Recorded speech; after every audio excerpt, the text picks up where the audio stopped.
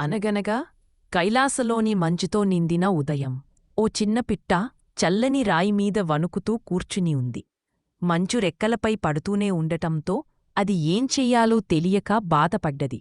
అది గమనించిన మాతా పార్వతి సంతోషంగా చిరునవ్వు చిందితూ, పాపం పిట్టా, శివుడిని అడుగు, ఆయన అందరికీ రక్షకుడు అన్నారు.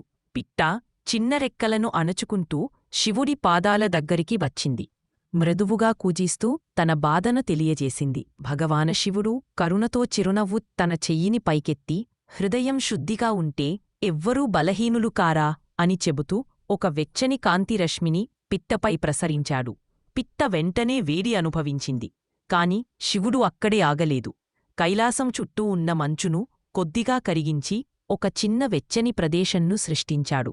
ఆ ప్రదేశానికి పిట్టలు, ఎలుకలు, సీతాకోకచిలుకలు, చిన్న జీవాలు వచ్చి ఆనందంగా గడపసాగాయి. అది చూసి పార్వతీ ఆశ్చర్యపడి అడిగారు, ఒక పిట్ట మాత్రమే అడిగింది కదా, అందరికీ ఎందుకు? శివుడు సున్నితంగా నవ్వి చెప్పాడు, ఒక హృదయం నిజంగా వేడుకుంటే నా కృప అందరికీ చేరుతుంది. అప్పటినుంచి ఆ ప్రదేశం శివుడి ఉదయక్షేత్రమని ప్రసిద్ధి చెంది ప్రతి ఉదయం జీవాలను కాపాడుతూ వెలుగిస్తుంది.